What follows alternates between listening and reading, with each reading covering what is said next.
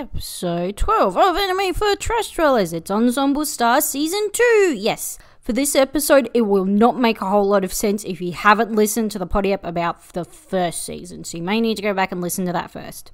Alrighty, moving right along to episode 13. It's all about the Sentai group, the group that tried to kill Evil Man by making his heart condition play up. Basically, this is Rabbids Mark II, where the kids too shit for the other groups get roped into. There's even one kid who especially wanted to be in the cool samurai group with the gross spaghetti kid and the evil school council members because he wants to become a man.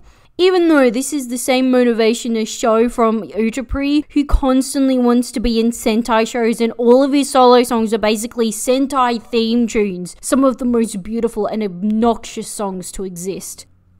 Even the ninja kid in this group has that attitude, like, you're a fucking ninja. There are no ninja groups in the school. This should be your dream group.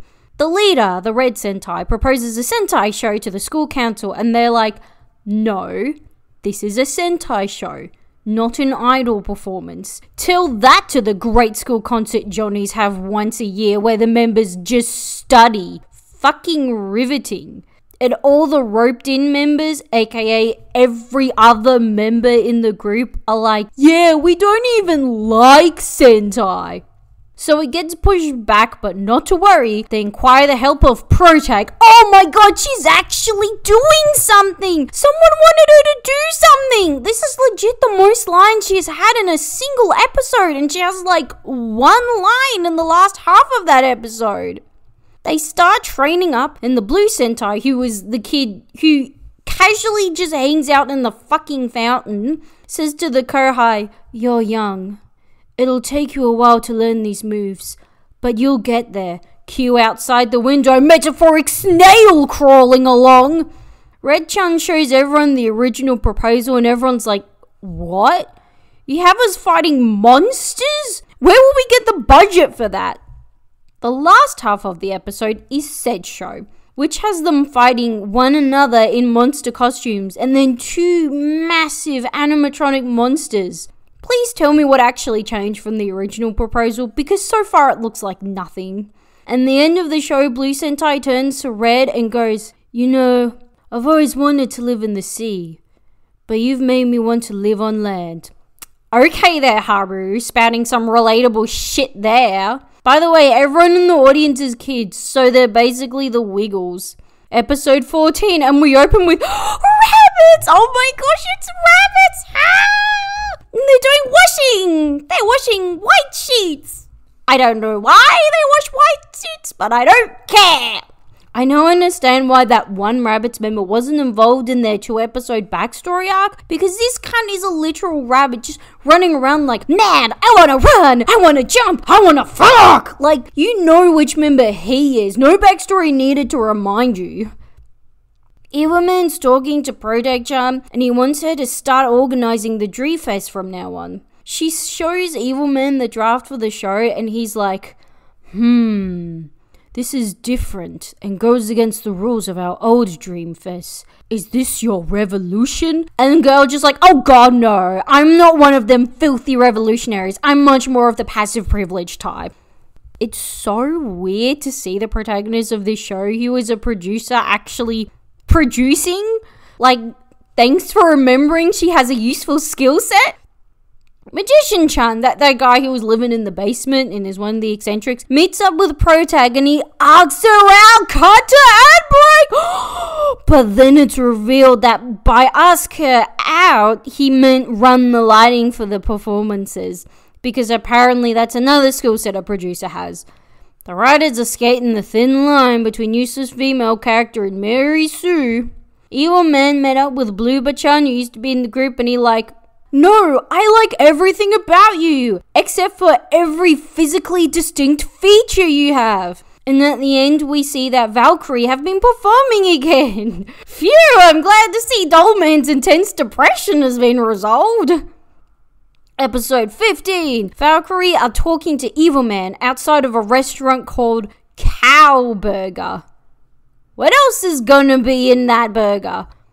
Maybe it's marketed at people who are just furious and also terrified that they may accidentally eat something vegan. Don't worry, guys. It's definitely 100% not planned.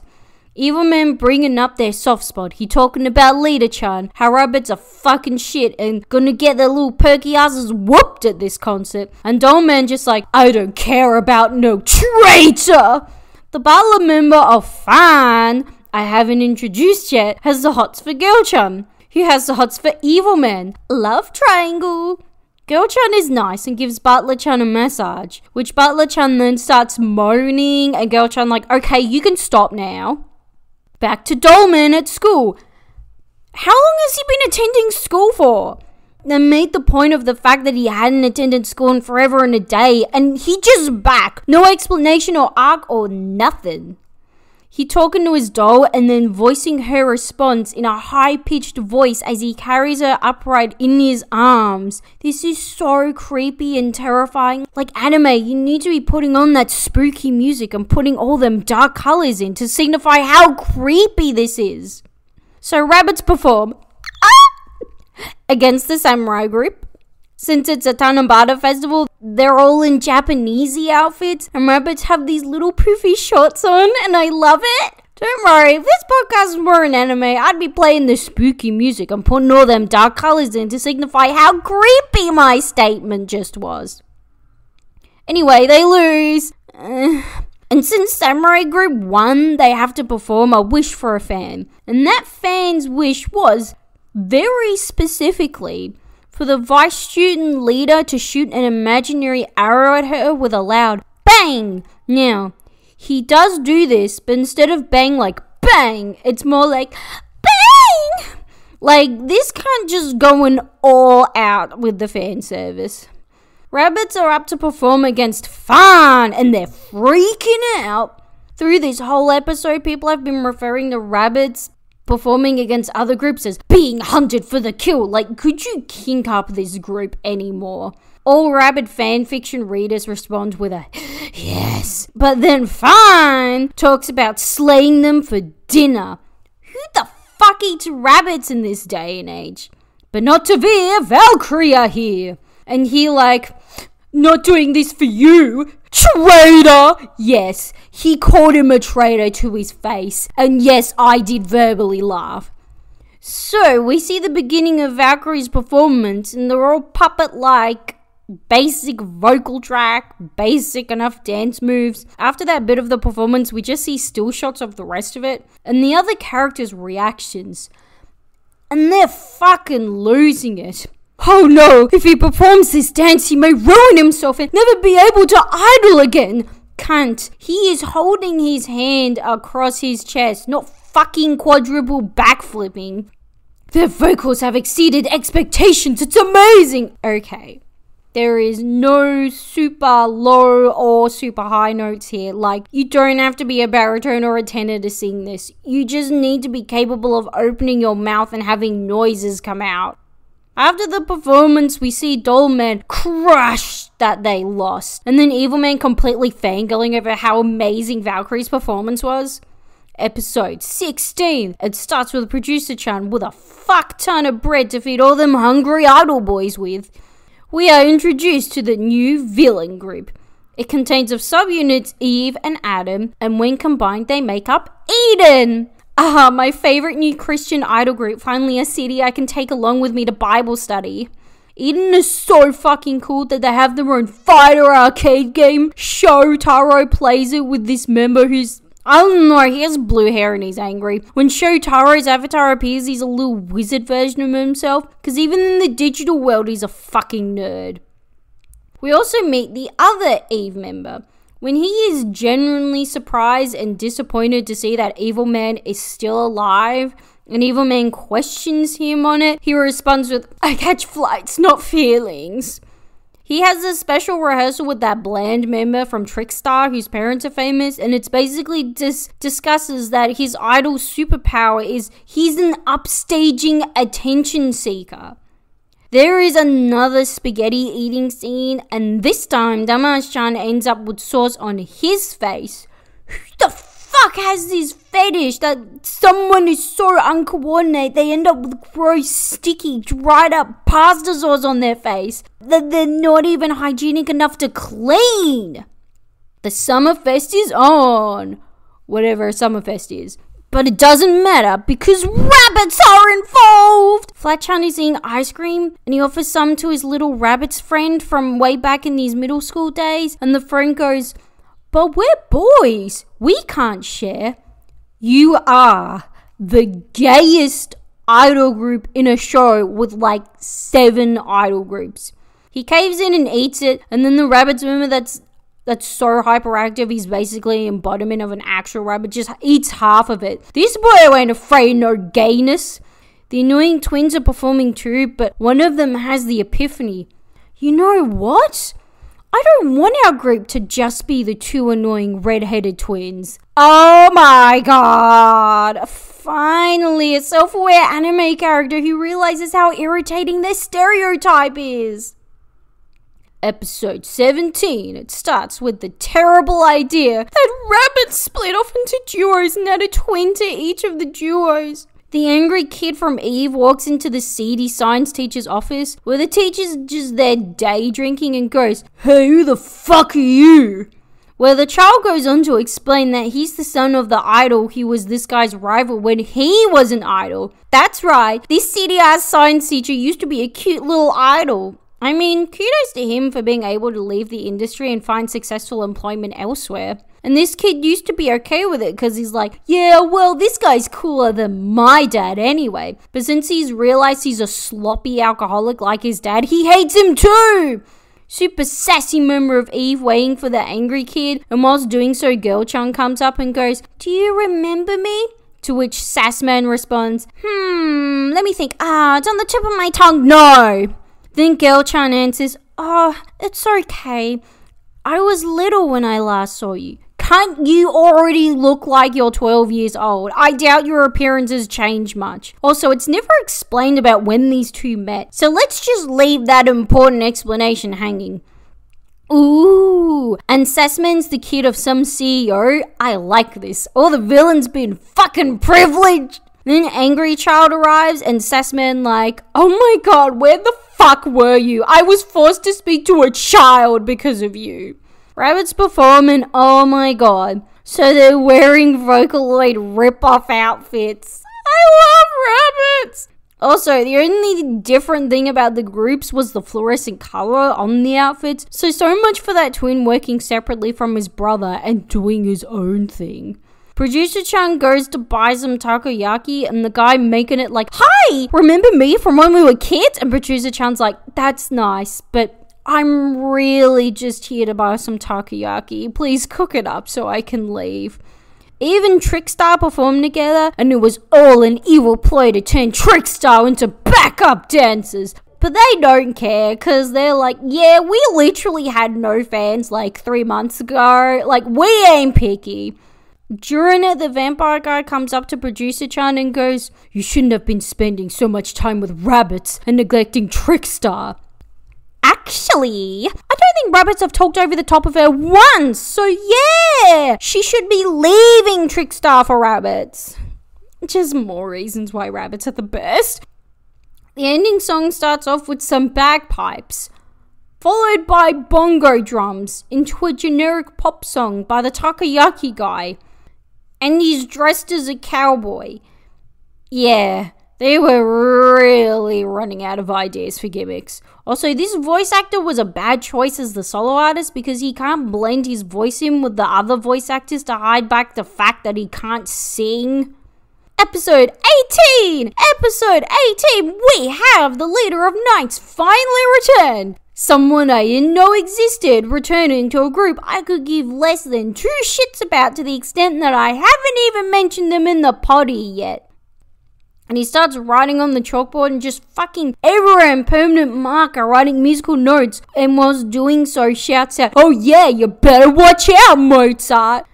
I'm sure Mozart is resting peacefully forever over whatever trashy boy band song you're writing. Rabbit's leader's all happy to see him again, and he's like, "Who the fuck are you?" And I mean, it's supposed to come across as rude, but last time we saw the rabbits leader would have been during his emo phase.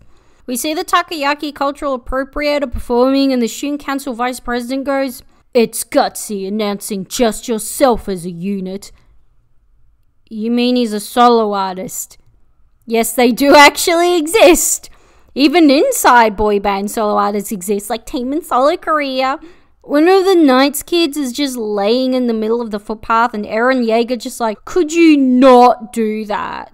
The Knights leader decides to form a second unit called Knights Killers to take down his current boy band. Yes, this is an actual plot. The Knights Killers have the gross spaghetti boy. Only just realized Cool Samurai group's name is Akatsuki, so no wonder they were the bad guys.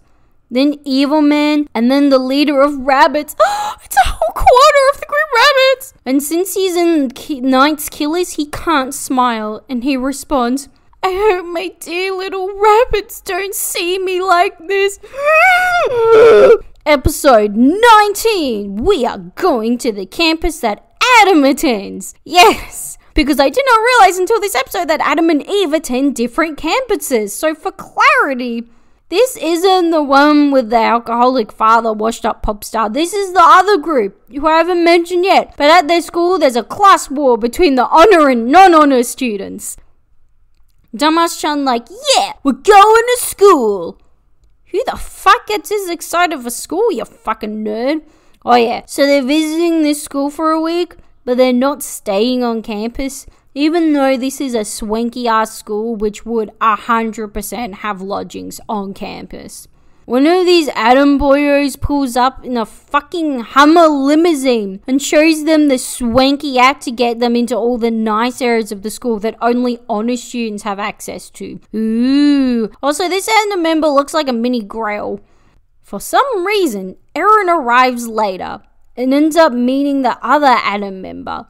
He starts practicing with him, but this weirdo just there staring at a fossil from his collection, and Eren like, "Are you even gonna watch me, bro?" Then this weirdo goes into a speech about how the creatures God actually cares about are dead, and he therefore won't be one of God's loved ones.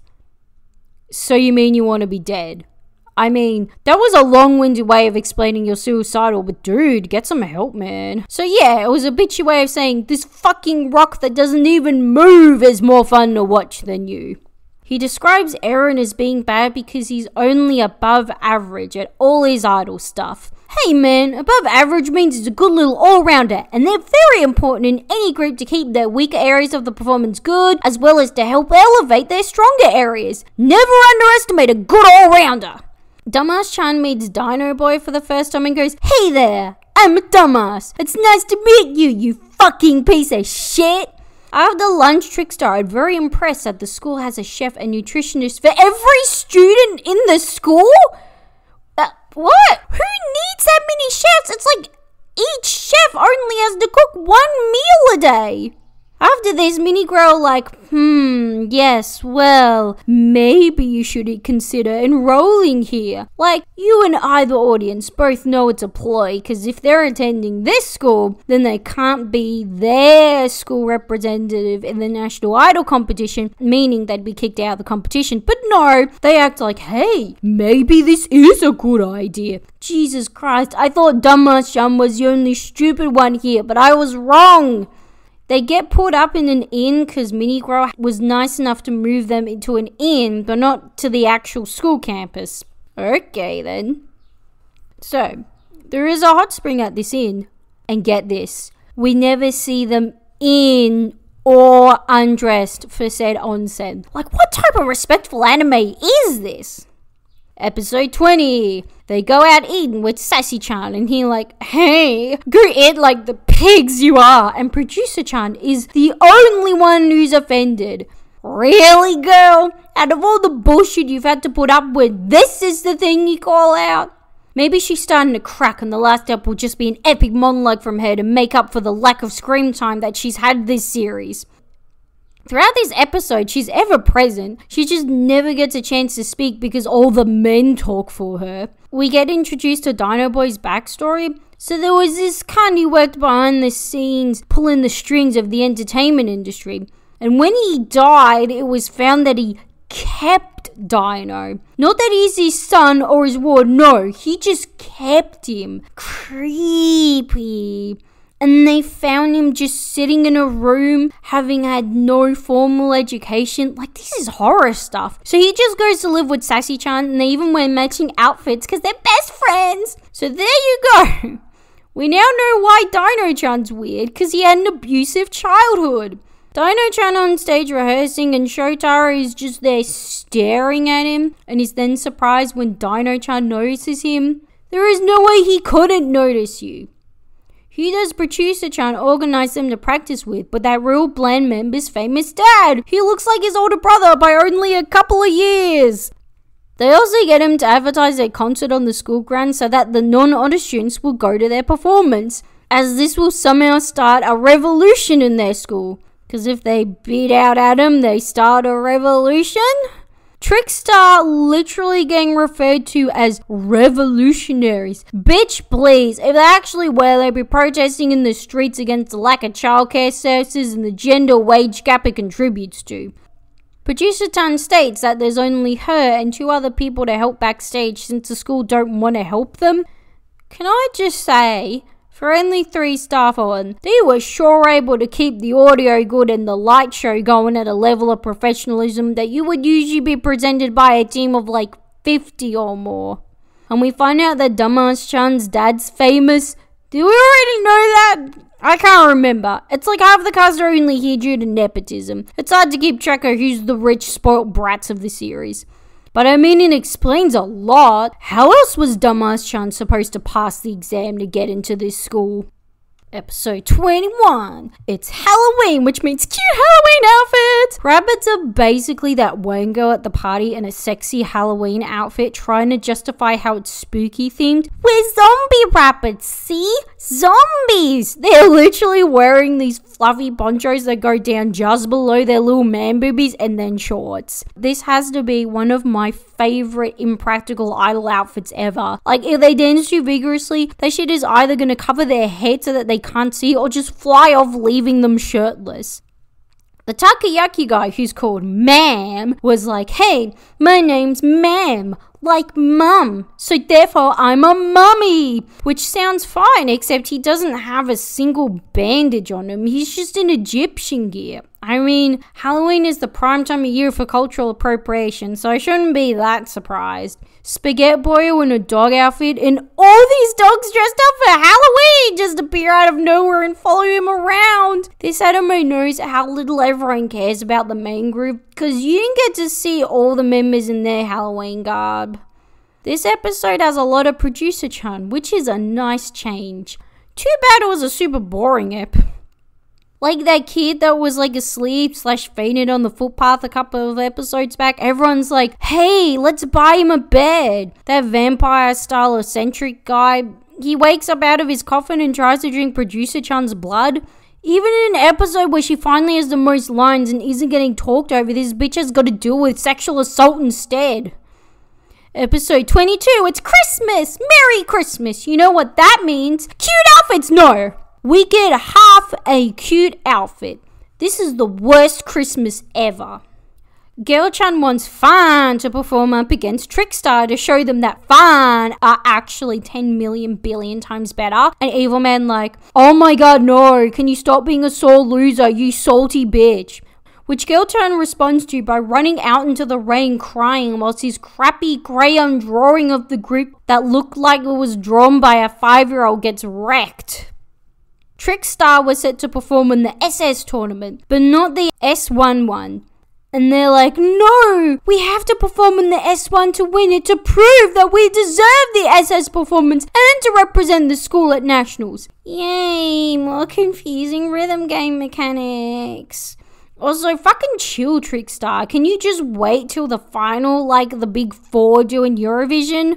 Just gonna say, Knights perform a love ballad from the early 2000s. When's 2000s nostalgia gonna hit? I need more terrible synth songs and spiked blonde hair in my life.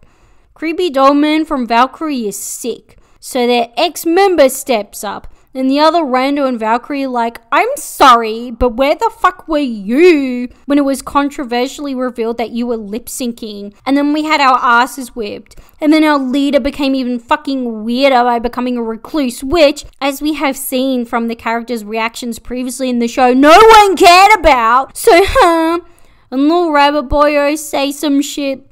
I don't know. I only listen and care when he's in cute Rabbit's uniform. And Rando just like, yeah, I'm cool, I'm sold. And then he asks, but what about Rabbits? And he's like, they suggested it. And then it's just a shot of Rabbits members saying they've grown stronger and can handle a performance without their leader now. Cue montage of every group's performance, a full 10 seconds of their signature hit. Between the S1 and SS stages, Trickstar fall asleep and end up running late for the SS concert. Just gonna say, producer Chan's half-awake voice is hilarious. There have been plenty of moments that have been supposed to be funny in this show that are kind of cute but otherwise bland and don't make me laugh. And that was by far the funniest shit that has happened in this show. And still she gets barely any fucking lines. Jeez, maybe if everyone didn't talk over her, this show would actually be funny. Anyway, the tone of this whole episode gave it the whole last time you'll see the other groups vibe. So yeah, Rabbits is gone. I see no point in continuing the series. Episode 23. Well, I did anyway, since I have to see what other terrible and stupid shit this show has up its sleeve. It opens with a TV segment with a nice backdrop and seats like you'd see in a TV studio. But it's filmed outdoors, where the amount of sound editing required will be exponential. And traveling all the gear and sound crew will be time-consuming and expensive. That makes sense to me. For some reason, they let Dino Boy on without a script and he goes on a weird spiel in the end. All humans are just fighting to eat one another's flesh for the entertainment of God. Like, fuck, mate. Maybe you're a cannibal, but the rest of us here are normal, thank you very much. Shotaro goes to the local mall to see Eden perform, and his old child modelling friend from Nights appears, and for some reason Shotaro gives him a gift, and it's a sweet nostalgia gift. It's a makeup kit for elementary school boys they modelled for his kids. Yes, I did say elementary and not high school. I know for young girls you can get them like Kitty's nail polish, eyeshadow and lip balm, but I don't think you can buy them a full makeup set. That crosses the ethical line. So the fact that this shit is seen as too extreme for young girls, who are you kidding me that this would exist for young boys? Shit, you don't even get makeup just for men. Then parents be scared it's gonna turn their kids gay because yes, wearing matching pink sparkly lip balm and nail polish is gonna give your boy a hankering for dick. During this exchange, that narcolepsy kid like, could you please stop flirting? I'm trying to sleep here. And then that wanky composer member of Eden comes along, the mini Grail one, with a camera crew and asks Shotaro on camera to fight him. And by fighting means perform after him for all the reluctant people shopping. We don't want to hear you guys. We just want to shop. We see a still shot montage of the other boy bands handing out flyers for Trickstar, including Rabbits. Hey, so I guess it was worthwhile for me to still watch this show. Instead of being called the special SS event, Eden's people changed it to Winter Life, and one of Trickstar members asks why, and then the others explain in excruciating detail how marketing works. Grell's backstage with the other Eden members doing a quick 1-minute spiel on his depressing backstory, and there's just one part where he's like, I was put into an orphanage, and there's a shot of him in a camo t-shirt in front of a table full of cans. Okay, I don't think that's an orphanage, son. I think you were sold to be a child soldier. And then he like, but I left it. No, okay, no, there was way more you need to unpackage there about your so-called orphanage life. Randomly, Damash-chan reminiscing about how sad he was when his famous father died. But then he wasn't alone due to his friends. Where did this come from? And then I find out, because as Trickstar go to perform on stage, the lights switch off and the TV screens are hijacked and say, you know what crimes his dad did? Well, he committed it too. Oh my god, cancel culture! I am so excited to see this in an anime. I can't wait! I just need to know, is it going to be good cancel culture where like they give up the music industry to go to prison for sharing unsolicited photos of naked women? Or the bad kind time where it's like, I think he may have smoked pot like once or something. I don't know. I mean, it's gotta be good if it's worse than Grell being an ex-terrorist. Episode 24! Last episode, guys! Cancel culture is a rabid fan jumped him on stage only to fall off and die, which he was acquitted for, but the media got snooping around and found out all this other dodgy stuff, like, I think it's like bribes, accepting goods and influence from outside companies, like boring politician stuff. I don't know, I think they should have just left it at he dive bombing some bitch off the stage. But it's okay, because all the groups come in to help them. Except rabbits, because they're too pathetic. And knights, because, you know, there's only so far the talent of a writer for an idol show can be stretched. After a performance, one of the Trickstar members rips his sleeve, and that real boring one responds, "You are dancing too vigorously." Bitch, if his pants didn't split straight down the middle whilst doing the knee splits on live TV like Taman's did at the climax of their performance of Sherlock, then no. And when the student council group offer them help and that bland member responds senpais, the subtitles read sirs. Now, something I didn't mention last episode, but I didn't think was important, but apparently it is. Bland Trickstar member's famous dad had a bullshit crack the weird puzzle lock box hidden in the school, where when they opened it, they found a USB. And on that USB was proof that Dumbass's dad did nothing wrong. I'm really glad this guy decided to show these documents to the court as soon as he collected them to clear his name and possibly prevent his mysterious death and stop his family from living in shame instead of leaving it there for years for his son and his friend to find in the famous 5-style mystery. Weirdly enough, it was the pervy guy who unlocked the box, but it does make sense. Whoever created rabbits is obviously a genius. Apparently, the idol creation agency who created Eden were behind Dumbass's dad's bad press. For what reason or how exactly, I don't know. That idea is so ludicrous that it makes more sense for his dad to be dodgy. See, if he just suplexed the bitch off the stage, this plot would actually make sense. Producer Chan is with the top 5 of the school, and the conversation roughly goes, is there any way I can... No, there is not, woman. Just go Gumbury muss your boys, thought. Eden performed and realized that, hey, performing is fun, and that making others happy is a good deed, which they somehow never realized during any of their previous performances. Trickstar perform again, and Dino Boy reminisces, people used to look down on my dad for locking up random children inside his house, but he just loved differently. I have never seen a more accurate gaslighting term for abuse than loved differently. And wow, oh my gosh, the group that we've been following through this entire series won. That's it!